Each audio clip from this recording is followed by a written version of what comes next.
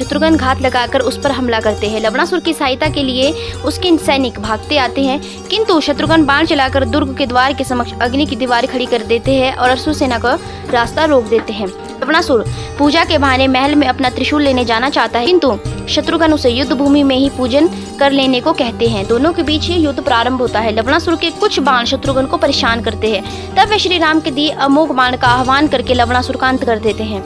मथुरा नगरी में सूर्य पताका फहराती है। नगरवासी झूमते गाते अपने नए राजा रिपुसूदन यानी शत्रुघ्न का स्वागत अभिनंदन करते हैं।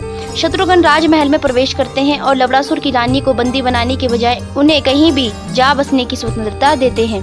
शत्रुघ्न भगवान शिव के त्रिशूल के दर्शन करना चाहते हैं, किंतु असुर रानी उन्हें बताती है कि लवणासुर के प्राण निकलते ही त्रिशूल अंतर्ध्यान हो चुका है। तब शत्रुघ्न जी उस स्थान की आराधना करते हैं जहाँ त्रिशूल स्थापित था। लवणासुर वध के बाद शत्रुघ्न मथुरा राज्य के नए राजा बनते हैं। ऋषि च्यवन उनका राज्याभिषेक करते हैं और आशा व्यक्त करते हैं कि अब मथुरा में भी अयोध्या जैसा राम राज्य स्थापित होगा। शत्रुघ्न महर्षि वाल्मीकि आश्रम में पलने वाले लव कुश के लिए खिलौने भेजते हैं।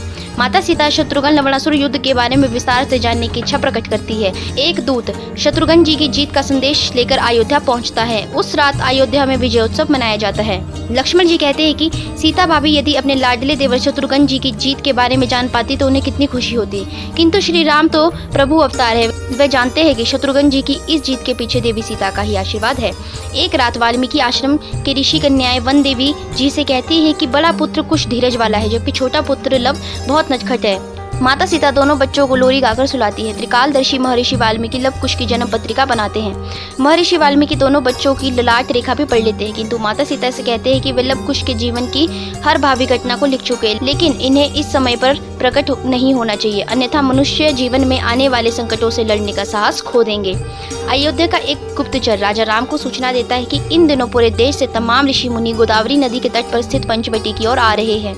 पंचवटी के निकट ऋषि अगस्त्य विगत 12 वर्षों से जल में निवास कर रहे हैं और अब वे अपनी साधना पूरी कर जल से बाहर निकलने वाले हैं। श्री राम भी महर्षि अगस्त्य के दर्शन करने के लिए जाने की इच्छा व्यक्त करते हैं। कार्यकारी राजगुरु और मंत्री परिषद भी श्री राम की इच्छा का अनुमोदन करती है। महर्षि अगस्त्य के जल समाधि से बाहर आने पर स्वर्ग से देवता और धरती पर अनेक ऋषि मुनि उनका अभिनंदन करते हैं।